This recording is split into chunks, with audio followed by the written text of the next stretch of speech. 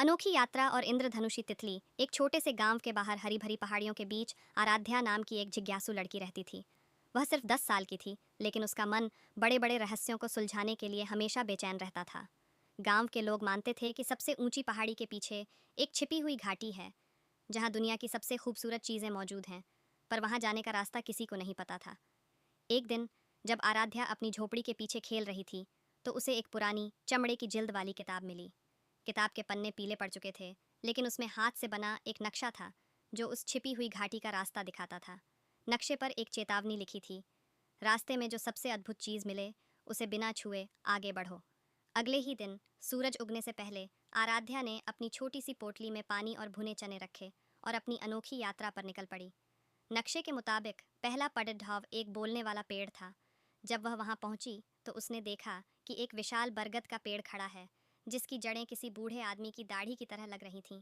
पेड़ ने धीमी आवाज़ में कहा, हे छोटी यात्री, अगर तुम मेरी मीठी नींद चुरा कर ले जाओ तो तुम्हारी यात्रा आसान हो जाएगी। आराध्या को लगा कि अगर वह नींद ले ले तो उसका सफ़र जल्दी पूरा हो जाएगा, पर उसे नक्शे की चेतावनी याद थी। उसने मुस्कुराकर कहा, मुझे जल्दी नहीं है, मैं जागते हुए ही अपनी मंजिल पाऊंगी। और वह आगे बढ़ गई। दूसरा पड़ाव एक चमकीली नदी थी। नदी का पानी सोने की तरह चमक रहा था। जैसे ही वह करीब गई, नदी ने फुसफुसाते हुए कहा, मेरे पानी में तुम्हारी थकान और डर दोनों बह जाएंगे, बस एक घूंट पी लो। आराध्या को प्यास भी लगी थी और डर भी लग रहा था, पर उसने अपने मन को मजबूत किया। उसने केवल अपनी पोटली में रखे सादे पानी से प्यास बुझाई और नदी को अलविदा कहा। आखिरी पड़ाव सबसे कठिन था।